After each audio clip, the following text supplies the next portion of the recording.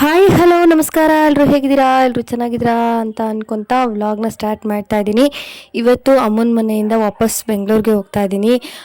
One day ಇದೆ ಅಷ್ಟೇ. ಶನಿವಾರ ಹೋಗಿ ಭಾನುವಾರ ಇದ್ದು ಸೋಮವಾರ ರಿಟರ್ನ್ ಶನಿವಾರ ಹೋಗಿ ಭಾನುವಾರ ರಿಟರ್ನ್ ಆದೆ. ಒಂದೇ ದಿನ ಇದ್ದಿದ್ದು. ಸೊ ಪೂಜೆ ಎಲ್ಲ ಮುಗಿಸ್ಕೊಂಡು ಹೋಗ್ತಾ ಇದ್ದೀನಿ. ಸಾರಿ ಇಷ್ಟು ದಿನ ವ್ಲಾಗ್ನ ಅಪ್ಲೋಡ್ ಮಾಡೋಕ್ಕಾಗಿಲ್ಲ, ಯಾಕೆಂದರೆ ಬಿಕಾಸ್ ತುಂಬಾ ಕೆಲಸ ನಡುವೆ ಪುನರ್ವ ನೋಡ್ಕೊಳ್ಳೋದು, ಹೋಮ್ವರ್ಕ್ ಮಾಡಿಸೋದು ಇದೇ ಆಗ್ಬಿಟ್ಟಿರುತ್ತೆ, ಅವನಿಗೆ ಕಲಿಸೋದು. ಸೊ ಹಂಗಾಗಿ ಟೈಮ್ ಅಡ್ಜಸ್ಟ್ ಆಗಿರಲಿಲ್ಲ ನನಗೆ. ಇರೋ ಟೈಮಲ್ಲಿ ರೀಲ್ಸ್ ನೋಡ್ಕೊಂಡೇ ಟೈಮ್ ಪಾಸ್ ಮಾಡಿಬಿಡ್ತಾ ಇದ್ದೆ. ಒಂಥರ ಟಯರ್ಡ್ ಆದಂಗೆ ಆಗ್ಬಿಡೋದು, ಫೋನ್ ಇಟ್ಕೊಂಡ್ರೆ ಹೋಗೋದೇ ಗೊತ್ತಾಗ್ತಾ ಇರಲಿಲ್ಲ. ಸೊ ಹಾಗಾಗಿ ಇವತ್ತು ನಮ್ಮ ಮನೆಯವರು ಕೂಡ ಇದ್ದಾರೆ.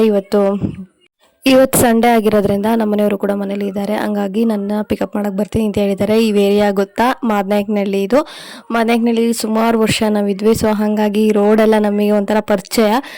ಸುಮಾರು ದೂರ ನಡ್ಕೊಂಡು ಬರ್ತಾ ಇದ್ವಿ. ನಾನು ಆ್ಯಕ್ಚುಲಿ ವರ್ಕ್ ಮಾಡ್ತಿದ್ದೆ 2 ಮಂತ್ಸು. ಆವಾಗಲೂ ಕೂಡ ಈ ರೋಡಲ್ಲಿ ಒಂದು 2 ಮಂತ್ಸ್ ಬಿಡದೆ ಓಡಾಡಿದ್ದೀನಿ. ಹಂಗಾಗಿ ಒಂದು ಕ್ಲಿಪ್ ತೊಗೊಂಡೆ, ಏನೋ ಒಂಥರ ಮೆಮೊರೀಸ್ ಅಂತ. ಆದರೆ ಸ್ವಲ್ಪ ಚೇಂಜ್ ಆಗಿಬಿಟ್ಟಿದೆ ಇವಾಗೆಲ್ಲ. ಬಿಲ್ಡಿಂಗ್ಗಳು ಅವು ಇವು ಎಲ್ಲ ಜಾಸ್ತಿ ಆಗಿಬಿಟ್ಟಿದೆ.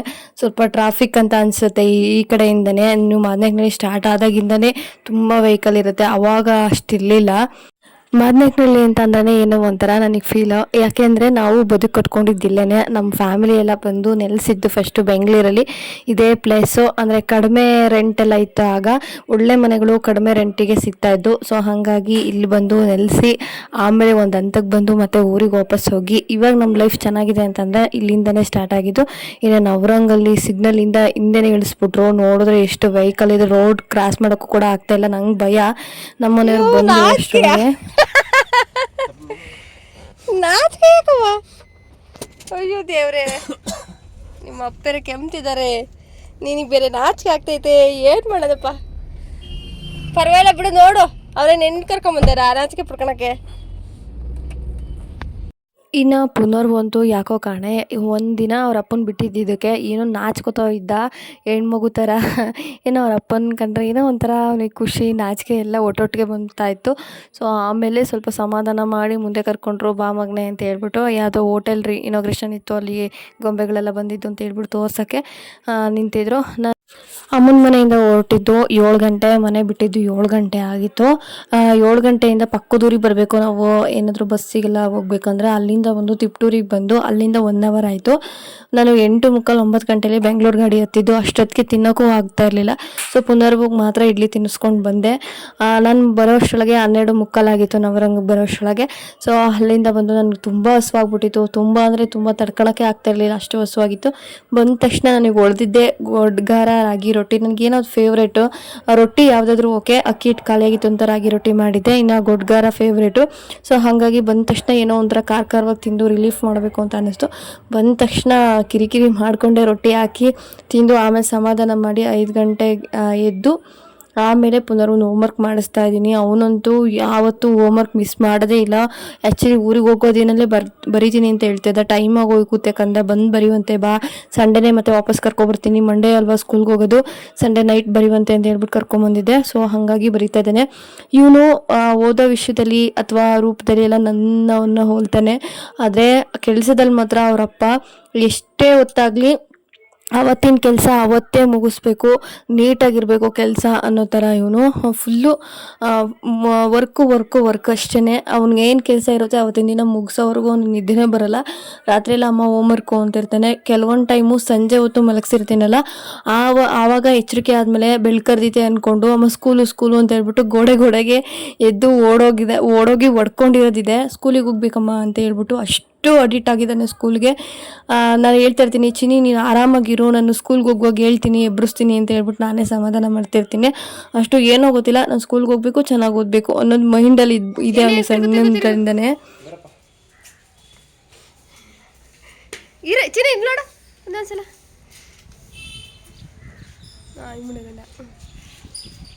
ಬಾಯ್. ಹಿಂದೆಗಡೆ ಶಾರ್ಟ್ ಸಾರಿ ಮಾಡ್ಕೊ, ಹಿಂದೆಗಡೆ ಇಲ್ಲಿ ಹಿಂಗೆ ಬ್ಯಾಕಲ್ಲಿ ಶರ್ಟು. ಹಾಂ ಬಾಯ್, ಬಾ.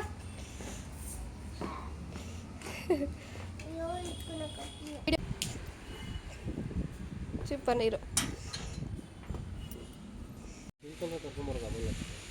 ಹಾಂ ಅಬ್ಬೊಬ್ಬೊಬ್ಬೊಬ್ಬ ಇಲ್ಲಿಂದ ತಕ ನೀನೇ ಬೇಕಾ ಆಮೇಲೆ ನಾನೇ ಕರ್ಕೊಂಬರಕ್ಕಾಗಲ್ವಾ?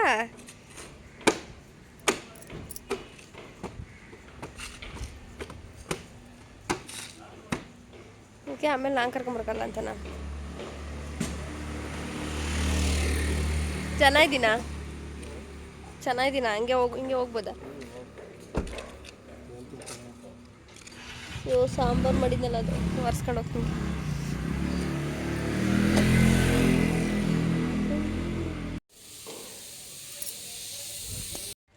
ನನ್ನ ಗಂಡ ಕಾರ್ ಕ್ಲೀನ್ ಮಾಡ್ತಿದ್ದಾರೆ, ನಾನೇ ಹೋಗಿ ಕರ್ಕೊಬರ್ತಿದ್ದೀನಿ ಅಂತ.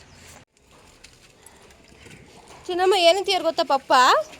ಮಗ ಕರ್ಕೊಂಬರೋಕಪ್ಪ ಅಂದರೆ ನೀನು ಇಲ್ಲಿವರೆಗೂ ಕರ್ಕೊಂಬ, ಆಮೇಲೆ ನಾನು ಕರ್ಕೊಬರ್ತೀನಿ ಅಂತಾರಲ್ಲವ ಡೌರಾಜ. ಹಾಂ ಹಾಂ ಹಂಗಂದ್ರೆ ನಡಿ ಒಳಗೆ ರೋಡಿಗೆ ಬರ್ತಿದ್ಯಲ್ಲ, ನಾನು ವೀಡಿಯೋ ಮಾಡ್ಕೊಳಕ್ಕೆ ಬಂದೆ. ನಡಿ ಅವ್ವ ಬೀಳ್ತೀಯ, ನಡಿ ನಡಿಯ ಬರ್ತೀನಿ, ನಾನು ಬರ್ತೀನಿ ನಡಿಕಂದ, ನಾನು ಬರ್ತೀನಿ ನಡಿ. ಇಲ್ಲಿ ಒಂದ್ಸಲ ಫುಲ್ ವೀಡಿಯೋ ಮಾಡ್ಕೊತ ಅಲ್ಲೇ ನಿಂತ್ಕೋ. ಎಲ್ಲಿಗೆ ಹೋಗ್ತಾ ಇದೆಯಾ?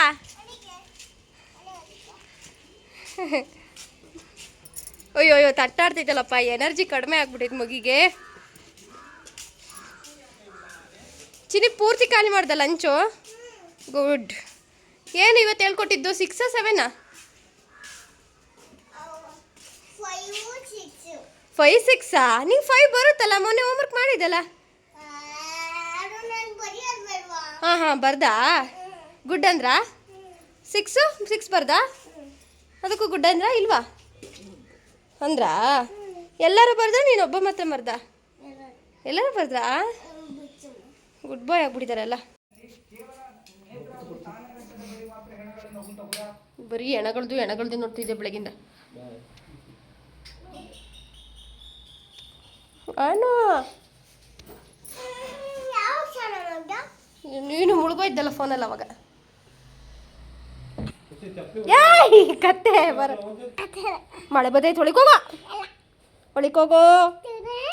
ಏಯ್ ಹೋಗು ಬಾ, ಬೇಗ ಟವಲ್ ಇಸ್ಕೊಬತ್ತೀನಿ, ಹೋಗು ಒಳಿಕೆ. ಹಾಂ ಬೇಡ, ಮಳೆ ಬರ್ತೈತೆ ಹೋಗಪ್ಪ.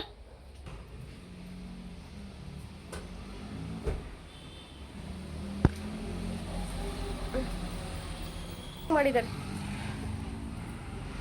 ಬತ್ತೀಯಾ?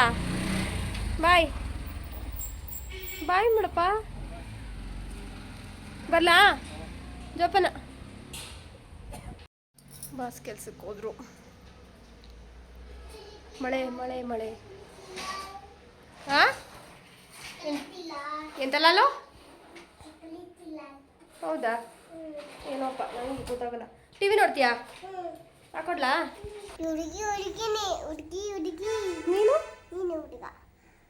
ನೀನು ನೀನು ಹುಡುಗಿನ? This is me I am a girl.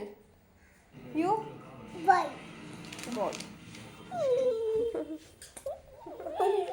ಏ ಚಂಗ್ಳು ಇದು ಎಲ್ಲಿ ಇದಾಗ್ತೀನಿ ಬಾ.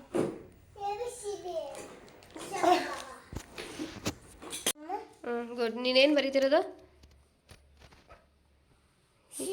Very good. ಅಲ್ಲ ಲೈನ್ ಬಿಟ್ಟು.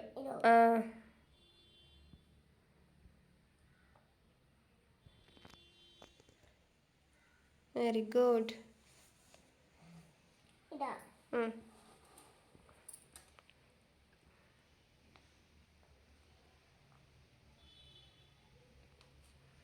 ಗುಡ್.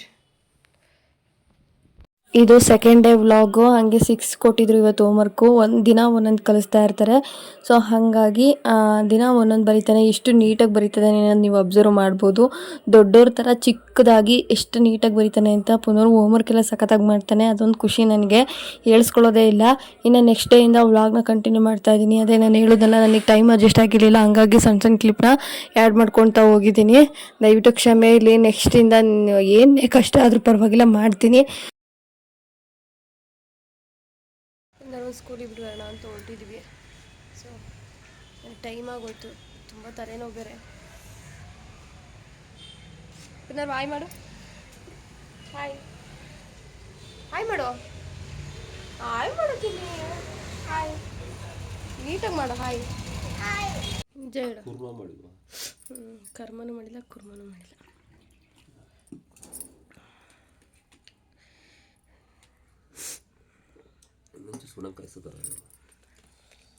ಮತ್ತು ನಾನೆಲ್ಲ ಸ್ನಾನ ಎಲ್ಲ ಮುಗಿಸಿ ಬಟ್ಟೆ ಎಲ್ಲ ತೊಳೆದಾಕಿದ್ದೆ ಫಸ್ಟೇ. ಅದಕ್ಕೆ ಬಟ್ಟೆ ಒಣಗಿದ್ದಾವೆ ಅಂತ ಹೇಳಿ ತಗೊಂಬರೋಣ ಅಂತೇಳಿ ಬಂದಿದ್ದೀನಿ. ಬೆಂಗಳೂರಲ್ಲಿ ಅದು ಯಾವಾಗ ಮಳೆ ಬರುತ್ತೋ, ಅದು ಯಾವಾಗ ಮೋಡ ಆಗುತ್ತೋ, ಅದು ಯಾವಾಗ ಬಿಸಿಲತ್ತೋ ಅನ್ನೋದೇ ಗೊತ್ತಾಗಲ್ಲ. ಇನ್ನೇನು ಬಿಸಿಲೈತಲ್ಲ ಅಂತ ಹಾಕೋಷ್ಟೊಳಗಲ್ಲೇ ದಬ ದಬ ಅಂದಿರುತ್ತೆ. ಒಳಗಡೆ ಇದ್ದರೆ ನಮ್ಮದಾದ್ರೂ ಸೀಟ್ ಮನೆ ಕೇಳಿಸುತ್ತೆ. ಪಕ್ಕದ ಮನೆ ಅಕ್ಕ ಅಂತೂ ಎಷ್ಟು ಸಲ ನೆನೆಸೇ ಬಿಟ್ಟಿದ್ದಾರೆ, ಏಕೆಂದರೆ ಕೇಳಿಸಲ್ಲ ಮೋಲ್ಡಲ್ಲಿ. ಒಳಗಡೆ ಫ್ಯಾನ್ ಹಾಕ್ಬಿಟ್ರು ಅಂತೂ ಇನ್ನೂ ಕೇಳಿಸೋದಿಲ್ಲ. ಸೊ ಹಾಗಾಗಿ ತಗೊಂಬಂದ್ಬಿಡೋಣ ಒಣಗಿರುವಾಗ, ಮತ್ತೆ ಚಾನ್ಸ್ ತೊಗೊಳೋದು ಬೇಡ ಅಂತ ಹೇಳ್ಬಿಟ್ಟು ಎಲ್ಲ ತಕ್ಕೊತಾ ಇದ್ದೀನಿ. ಹೆಣ್ಮಕ್ಳಿಗೆ ಏನು ಕೆಲಸ ಇರುತ್ತೋ ಬಿಡುತ್ತೋ ಗೊತ್ತಿಲ್ಲ. ಬಟ್ಟೆ ಉಜ್ಜೋದು, ಪಾತ್ರೆ ಉಜ್ಜೋದು, ಅಡುಗೆ ಮಾಡೋದು, ಪಾತ್ರೆ ತೊಳೆಯೋದು ಇವೆಲ್ಲ ಇದ್ದೇ ಇರುತ್ತೆ. ಸೊ ಏನು ಮಾಡೋಂಗಿಲ್ಲ. ಬನ್ನಿ ವ್ಲಾಗ್ ಹೇಗೆ ಹೋಗುತ್ತೆ ಅಂತ ನೋಡೋಣ. ದಯವಿಟ್ಟು ಸಬ್ಸ್ಕ್ರೈಬ್ ಮಾಡ್ಕೊಂಡು ವಿಡಿಯೋ ನೋಡ್ತಿದ್ರೆ ದಯವಿಟ್ಟು ಸಬ್ಸ್ಕ್ರೈಬ್ ಮಾಡ್ಕೊಳ್ಳಿ. ಬೆಲ್ಲೈಕನ್ ಕ್ಲಿಕ್ ಮಾಡಿಕೊಂಡು ಆಲ್ ಆಪ್ಷನ್ ಸೆಲೆಕ್ಟ್ ಮಾಡ್ಕೊಳ್ಳಿ. ಪ್ಲೀಸ್ ಸಪೋರ್ಟ್ ಮಾಡಿ ಅಂತ ಕೇಳ್ತೀನಿ. ಸೊ ಬಟ್ಟೆ ಎಲ್ಲ ನೆನ್ನೆ ತೊಳೆದಿರೋದು, ಇವತ್ತು ತೊಳೆಯೋದು ತುಂಬ ಇದೆ. ಪುನರ್ವನ್ನ ಕರ್ಕೊಂಬಂದು ಇವಾಗ ಅವನನ್ನು ಮಲಗಿಸ್ಬಿಟ್ಟು ಬಟ್ಟೆ ತೊಳಿಬೇಕು. ಮಲ್ಕೊ ಅಂತ ಕಳಿಸಿದ್ದೀನಿ ಅವ್ರ ಅಪ್ಪನ ಪಕ್ಕ. ಸೊ ಮಲಗಿದಾನ ಈಗ ಗೊತ್ತಿಲ್ಲ. ಎಲ್ಲ ಎತ್ತಿಟ್ಬಿಟ್ಟು ನೋಡಿ, ಇನ್ನೂ ಸ್ವಲ್ಪ ಬಟ್ಟೆ ಇದೆ ತೊಳಿಬೇಕು. ಮತ್ತು ಇನ್ನು ಸಂಜೆ ಏನಾದರೂ ತಿನ್ನಬೇಕು ಅಂತ ಅನ್ನಿಸ್ತಾ ಇತ್ತು. ಅತ್ತೆ ಒಂದು 15 ಜೋಳ ಅನಿಸುತ್ತೆ, ಒಂದು 15 ಜೋಳ ಕೊಟ್ಕಳಿಸಿದ್ರು. ಇದು ನಾಟಿ ಜೋಳ. ಇಲ್ಲಿ ಬರ್ತಾರೆ ಸ್ವೀಟ್ ಕಾರ್ನ್ ಅಂತ, ಅದೊಂಥರ ತಿನ್ನೋಕ್ಕೆ ಚೆನ್ನಾಗಿರುತ್ತೆ, ಬಟ್ ಅಷ್ಟು ಒಳ್ಳೆಯದಲ್ಲ ಅಂತ ಹೇಳ್ತಾರೆ. ಇಲ್ಲಿ ಎಲ್ಲರೂ ಅಕ್ಕಪಕ್ಕದ ಮನೆಯಲ್ಲೆಲ್ಲ ಇದೇ ಥರದ್ದು ತೊಗೋತಾರೆ ಮಾರಕ್ಕೆ ಬಂದಾಗ, ನಾಟಿಗೆ ಜೋಳನೇ. ನಮ್ಮ ಅತ್ತೆ ಮಾತ್ರ ಮೊಮ್ಮಗುಗೆ ಏನು ಮಿಸ್ ಮಾಡಿದ್ರು ಜೋಳ, ಅವ್ನು ತಿನ್ನೋಂಥ ಐಟಮ್ಮು, ಲಾಲಿಪಾಪು ಇಂಥವೆಲ್ಲ ಮಿಸ್ ಮಾಡೋದೇ ಇಲ್ಲ ಅವರು. ನಾನು ಹೋಗ್ದಲೇ ಇರಲಿ ಕೊಟ್ಟು ಕಳಿಸ್ತಾರೆ. ಇದು ಹೋದ ವಾರ ಪುನಿ ಹೋಗಿದ್ದಾಗ ಕೊಟ್ಟು ಕಳಿಸಿದ್ದು. ಇನ್ನೂ ಈಗ ನಾನು ವ್ಲಾಗ್ ಮಾಡ್ತಿರೋದು ನೋಡಿದ್ರೆ ಈ ವ್ಲಾಗ್ ಮಾಡ್ಕೊಂಡು 8 ದಿನಕ್ಕೆ ವ್ಲಾಗ್ ಮಾಡ್ತಿರೋದು. ಆದರೆ ಇನ್ನೂ ಜೋಳ ಇದೆ, ಅಷ್ಟು ಕೊಟ್ಟು ಕಳಿಸಿದ್ರು. ಮುತ್ತು ಮುತ್ತು ಮುತ್ತು ಮುತ್ತು ಮುತ್ತು ಬಾಯ್ ಬಾಯ್. ಹ್ಯಾಪಿಯಾಗಿರ್ಬೇಕು. 7 ಇವತ್ತು ಹೇಳ್ಕೊಡೋದು ಆಯ್ತಾ. ಬಾಯ್. ಹೆಚ್ಚಾಗಿ ಬರುತ್ತೆ ತಾನೇ? ಬಾಯ್. ಹಂಗೆ ಬಾಯ್.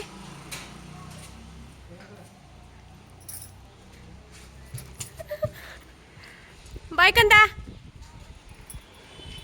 ನೀರು ಫುಲ್ ಕುಡಿ.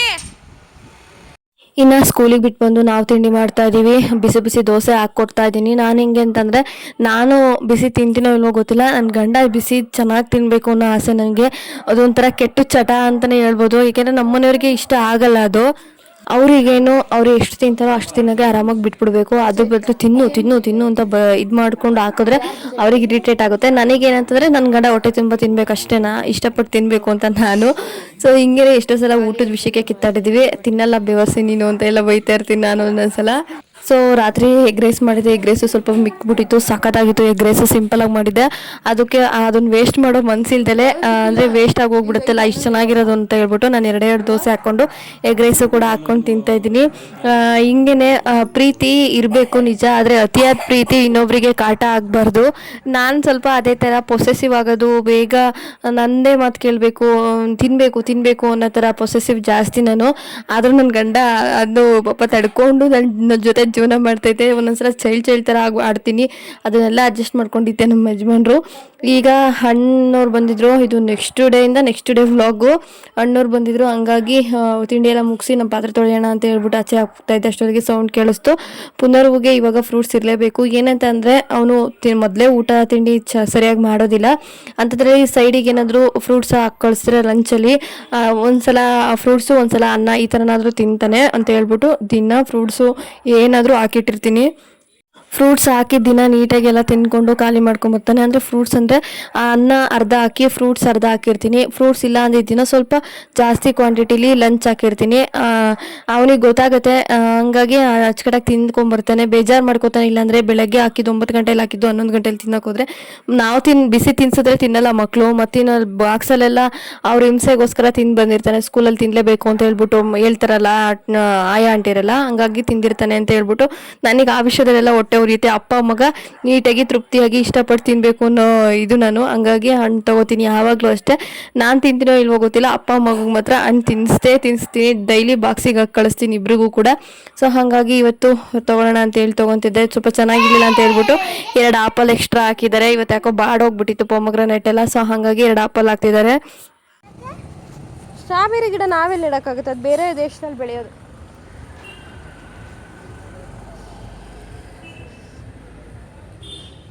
ಹೋಗೋಣ ಬೇಗ. ನೋ ನೋ ನೋ ನೋ ಮಲಗಬೇಕು. ಮತ್ತೆ ಸಂಜೆ ಸ್ಕೂಲಲ್ಲೆಲ್ಲ ಆಟ ಆಡಿಲ್ವೇನಾ? ಸ್ಕೂಲಲ್ಲೆಲ್ಲ ಆಟ ಆಡಿದ್ಯಾ ತಾನೇ? ಹಾಂ, ಏಕೆ? ಹಾಂ,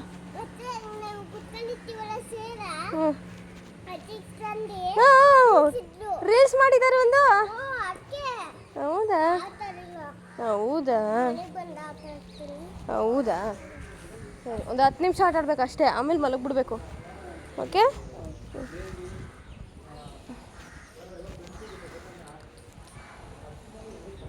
ಅಯ್ಯೋ ಅಯ್ಯೋ ನಾಚಿಕೆ ಬಾರ ಬೇಗ ಬೇಗ.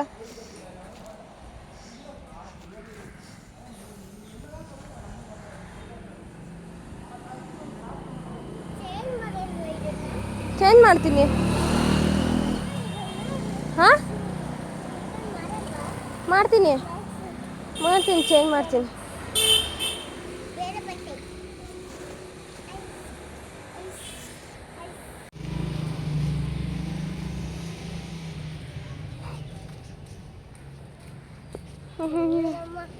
ಹೇಳಿ, ಯಾಕೆ ಯಾಕೆ ಯಾಕೆ ಯಾಕೆ ಯಾಕೆ ಯಾಕ್ರಿ? ಹೌದು, ಕಟ್ ಮಾಡಿಸ್ಬೇಕಿತ್ತು ನಾನು ನೀಟಾಗಿ.